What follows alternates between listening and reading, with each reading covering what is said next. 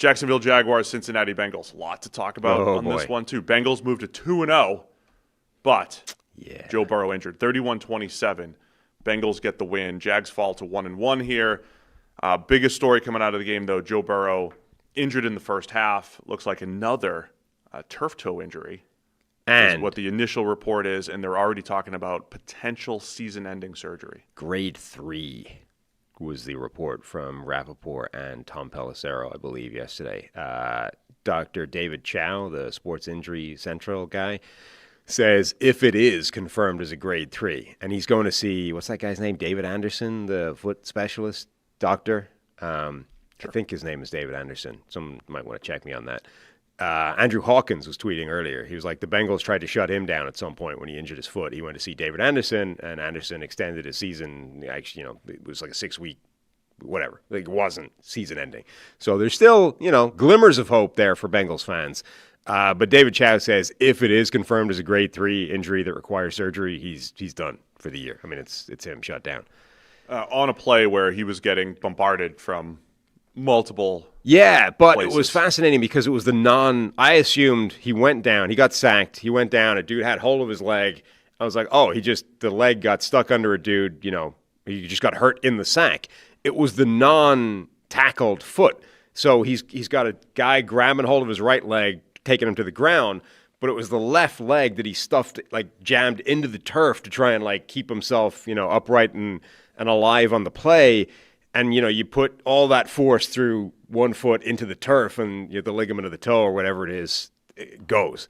And our guy, Vic Troja, who used to do the boo-boo breakdown with us, he texted me right away and was like, that looks like that could be turf toe, and that's a lingering thing. That's a problem.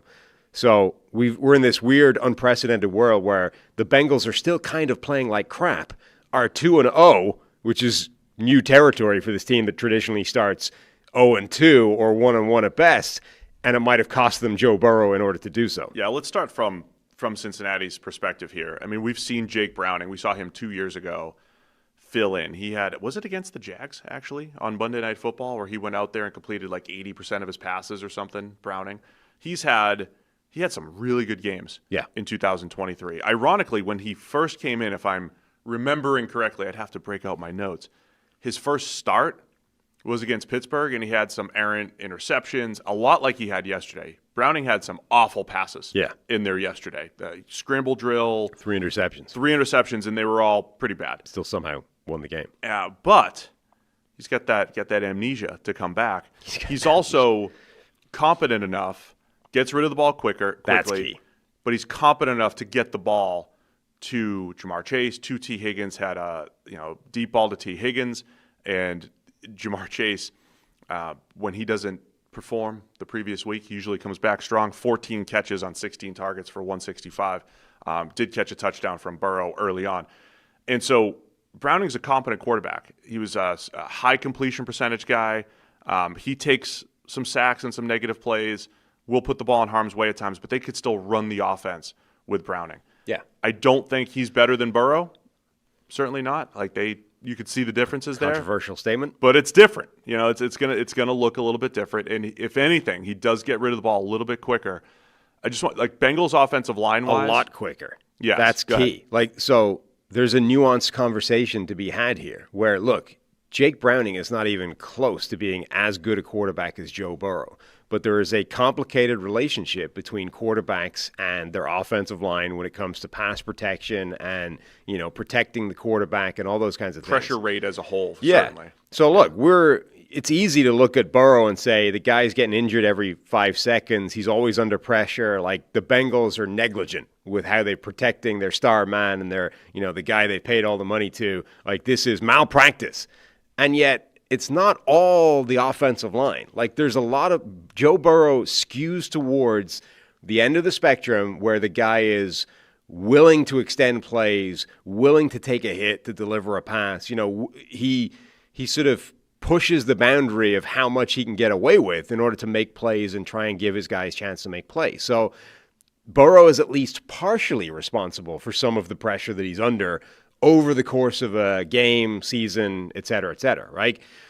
Jake Browning is at the opposite end of that spectrum. Browning understands his limitations. Like, he knows he's not Joe Burrow, and he knows if he's going to execute a functioning offense with Jamar Chase and T. Higgins, like, the best place for the ball to be is in their hands, not mine, right? Yep. I am Jake Browning. That's Jamar Chase. We are in a better situation if he's holding the ball than if I'm holding it. So my job is to get the ball into his hands as fast as humanly possible. And so even in a game like this, like, the difference between Joe Burrow's average time to throw and Jake Browning's is like half a second on a given play. That's a lot of time that an offensive lineman is not blocking. So I think overall, obviously, Browning is worse than Burrow. But in a weird way, this offense might tick up with Browning as the quarterback because suddenly the offensive line, on average, is blocking for half a second less every single pass play. The ball's going to get out quicker. It's going to get to the hands of his playmakers quicker. And at least I think short term, you might see this offense suddenly spark to life with Jake Browning as quarterback, as long as he can avoid throwing 3 interceptions every time. I also I have a relationship that is a little torn between the offensive line is they're the reason why Joe Burrow got hurt versus everything you just described, right. The playing style. We dealt with this with Andrew Luck through the years.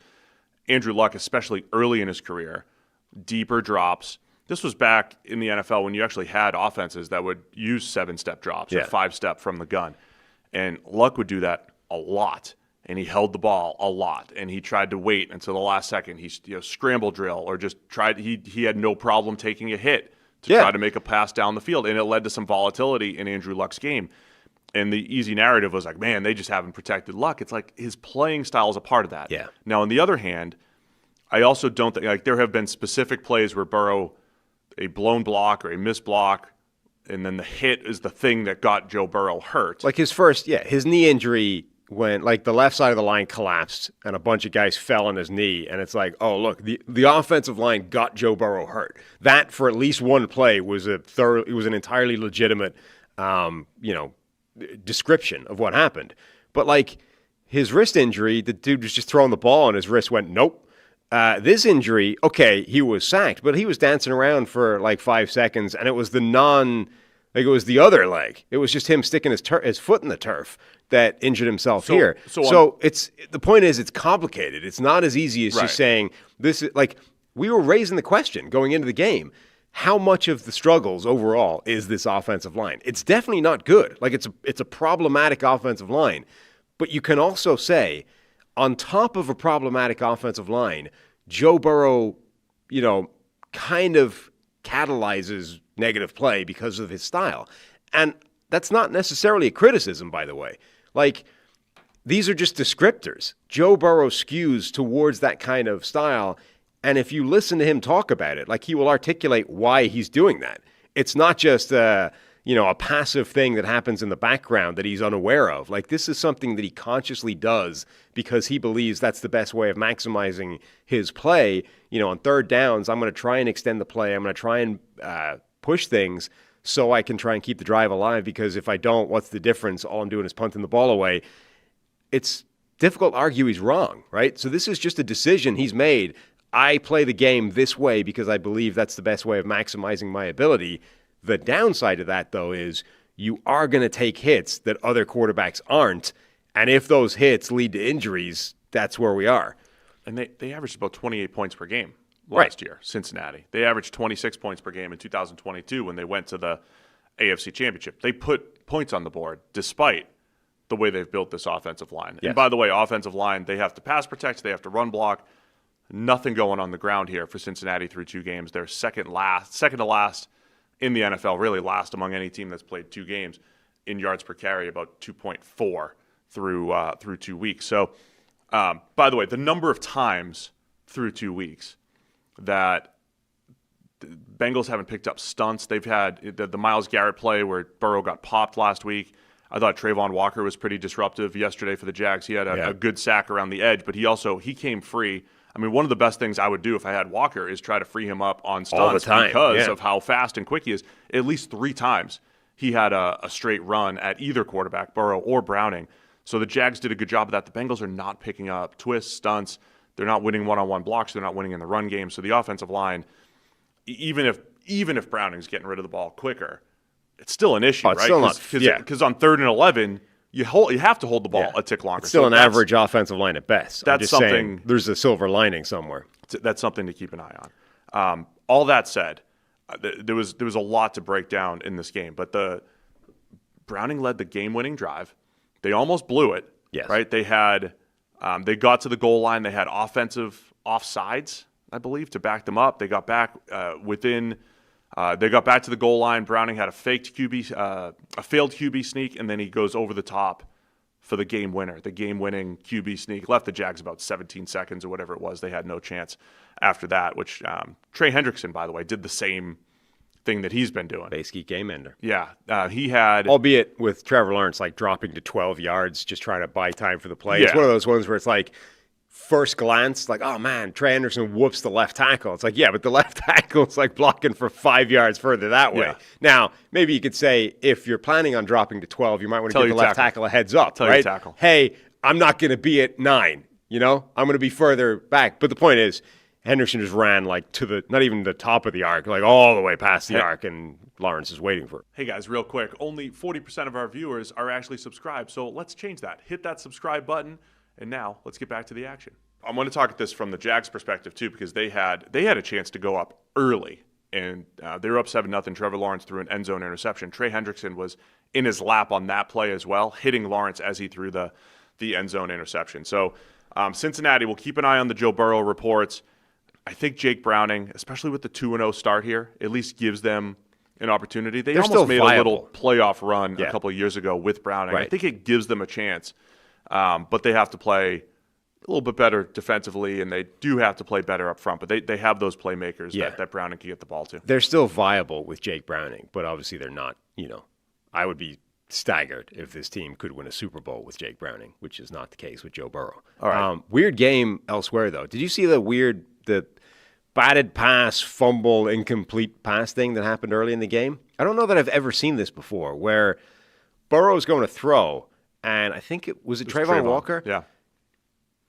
Put his hand up effectively to bat the ball to stop it going and hit just the ball, right? Like literally met Burrow's hand, which was coming forward, just met it with the ball, which deflected it backwards.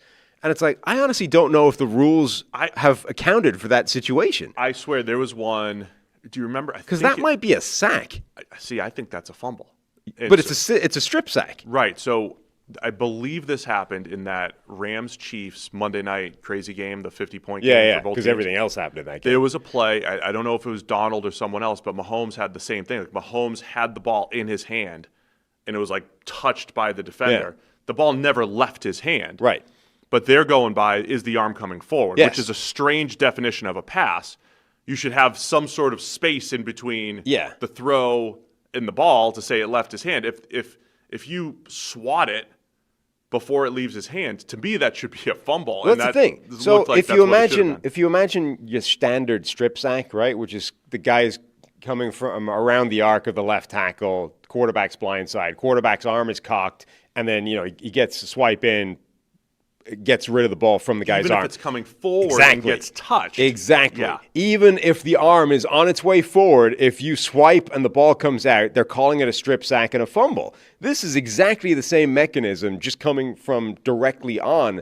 And I just don't, you almost never see it where the guy, like, he actually effectively bats the ball before it's left his hand. I think that should have been called a strip sack and a live ball and a fumble, but it was called an incomplete pass. Okay, so we had, from a Jaguars perspective, some of the good things. I thought, so they opened the game going down the field for a touchdown. A lot of opening drive touchdowns yesterday. Like that first 10 minutes in the 1 o'clock window, there was a lot of teams that just went down, drove, scored a touchdown. Jags were one of them. They're up 7-0. They're driving down again with a chance to go up 14-0, and Trevor Lawrence throws an end zone interception. That was the one again. Hendrickson kind of in his lap, but he underthrows it. Lawrence had a couple poor decisions. Just kind of lofted up a prayer on that one. He did, and it was on 3rd down, right? Yeah. It's like, all right, we have a chance to go up 10, throw it out of the back of the end zone. The first touchdown pass was really nice. Inconsistent game, again, for Lawrence. Yeah. An up and down game. And, and then the second interception, he almost threw 3 total. One fell incomplete, but the second one, throws the ball over the middle, and this is where some of the hospital ball debate and things came out. Like Brian Thomas Jr. clearly stopped on his route, actually tipped the ball up, got his hand on it. That got picked, but there was a Bengals defender like lining him up on that pass when he decided to make the business decision. In total in this game, just like last week, it was 1 for 7, Trevor Lawrence to Brian Thomas Jr.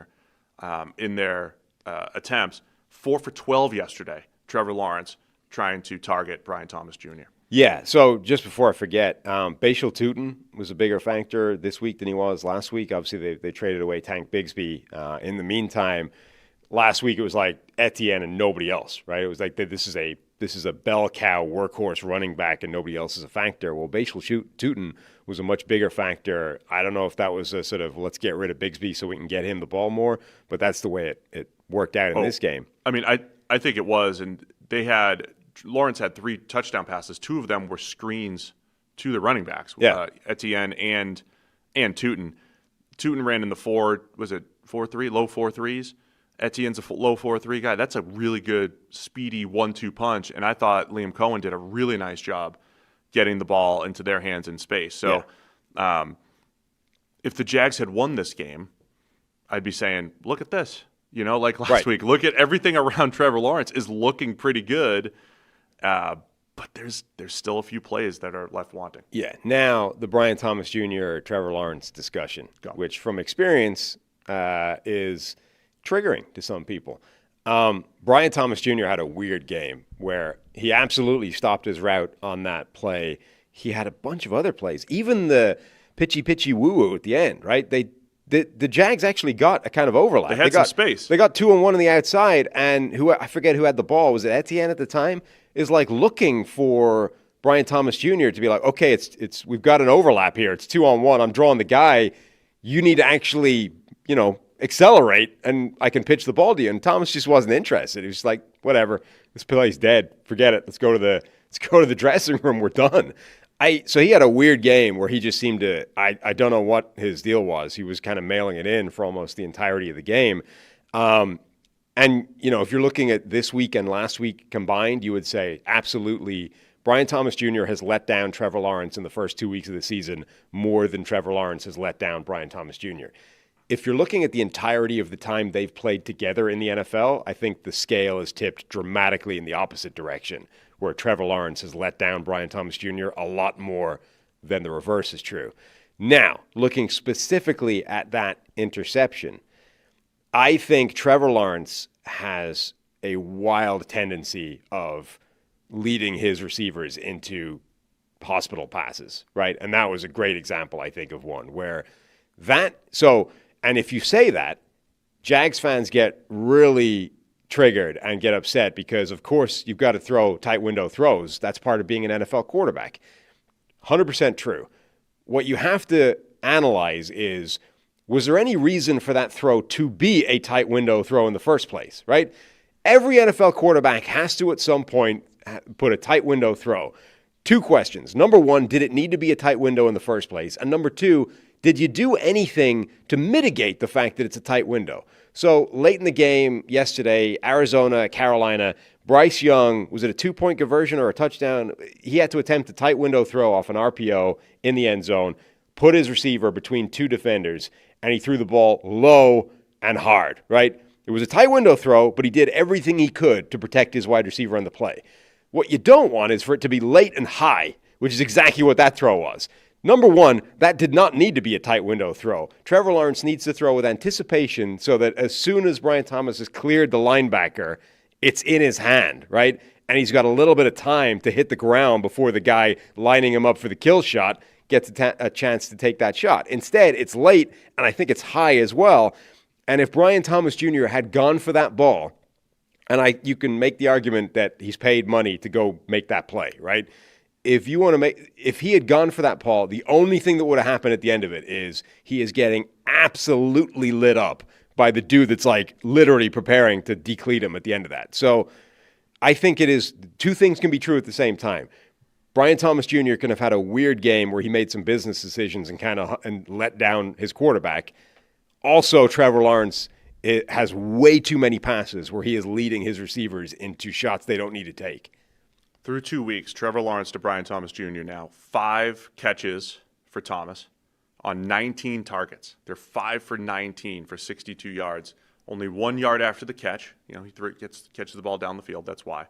There's 2 drops in there from BTJ and then this interception. Including, was it a 4th down play late in the game where Brian Thomas Jr. drops it? Like, bad plays. So that was the next play I wanted to talk about. There were multiple times in this game, one of those game situations that we talk a lot about on this show, where a team is up 3 and they go, do you kick the field goal to go up 6 and give the other team a final drive opportunity, or do you go for the first down, right? And you want to score a touchdown. There was this game and then Miami, New England. And ironically, the way that we would suggest is better ended up inverted, right? So you'd rather be, if you had to choose being up 3 or up 6, it's not that you would rather be up 3, you'd rather have the opportunity to get the first down to almost certainly ends the game, and sacrifice being up 3. In other words, give up the field goal opportunity, try to get the first down, and if you're up 3, fine. Usually the other team's going to play for the field goal, and it's a 50-50 proposition. It's generally that it changes the aggressiveness of the other team and forces them to go for the win instead of the tie, which ends up being a net loss to you. And in yesterday's games, the Jags were up 3, and the Bengals still went for the win, and they got the win. And in the Patriots-Dolphins, the Patriots did take the field goal, went up 6, and they had to because they had a false start. But the Dolphins ended up losing. Anyway, I thought that was an interesting decision. And you hear this from announcers all the time, and I just, they need to know why this is happening, right? Teams would rather go for the first down and sacrifice being up 3 if they don't get it. But they had a little mesh play. Brian Thomas Jr. was open on the drag. I think if he just caught and fell forward a yard, they have the first down, and the Jags essentially win this game. Mm-hmm. They found many ways to lose this game yesterday from a Jaguars perspective, and that was one of them. According to Sumer Sports, targeting Brian Thomas Jr. had a minus 7.1 EPA. Like, that's catastrophic. Wasn't much better targeting Travis Hunter either. My point overall is that, look, Brian Thomas Jr., and there was that weird clip that went around of Liam Cohen basically saying, they're gonna have a look at it and maybe have some conversations. I don't know what the deal was with Brian Thomas Jr. yesterday. He had a very strange and bad game.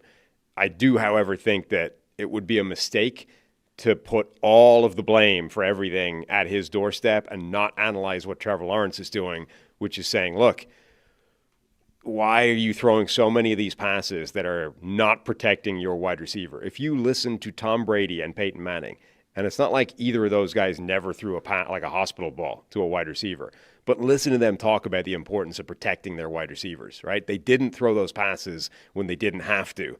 They tried to protect receivers when they could. If they were going to target a tight window, they would try and get the guy down. They would try and throw it away from the coverage. There's too many passes where Lawrence is not doing that to his wide receivers at the moment. And then, look, I don't think Lawrence is playing that well overall. And you saw there was a little spat on the field. I hate looking into this stuff, but they were kind of yelling back and forth at each other. I'm not one to look into that because you don't know what they're talking about, but it looked like Trevor Lawrence kind of shrugged off. What was Liam. that? I don't know. Because that was. I am completely against assuming, because there was something. I'm sorry, it would take. Was that before the 4th down play? Was it?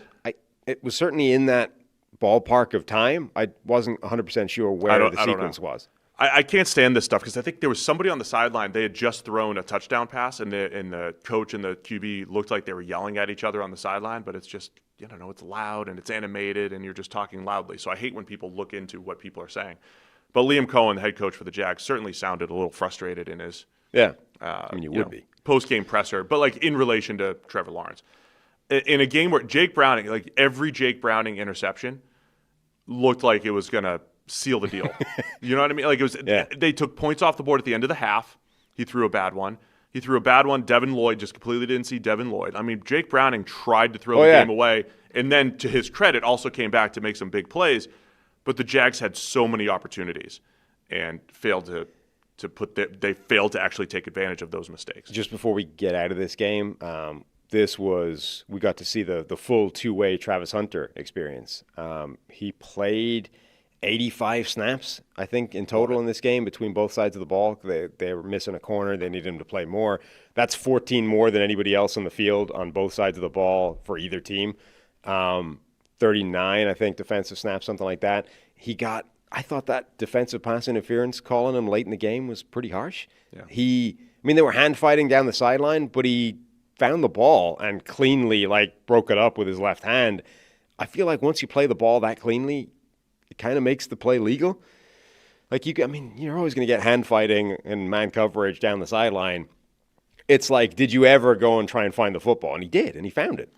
I'm still not loving the way they're using him offensively. Yesterday, I need to shout out Parker Washington. He looked awesome yesterday. Everything that I loved about him coming out of Penn State, catching the yards after the catch, tough to tackle, catch point, ball skills. Parker Washington was fantastic. De'Ami Brown made some plays, though he dropped a touchdown as well. So it's not like the Jags are lacking in receiver talent. Once they get Brian Thomas Jr. going, it is a really nice group, right? If you get this from Parker Washington, who's shown these high-end flashes, I don't know if that move Z slot role is best for Travis Hunter. Right. I think he is better on the outside as more of a route running type rather than like a two-way go in the middle of the field type. So we'll see how that progresses for Hunter. That pass interference call, by the way, was that was the biggest play on that game-winning drive the game. for the Bengals. If they don't get that call, they probably don't win the game. Thanks for watching all the way to the end of the video. Check the Mic is live every Monday, Wednesday, and Thursday, so be sure to hit the subscribe button so you don't miss a thing. And the all-knowing algorithm is convinced you'll also like these videos, and who are we to argue?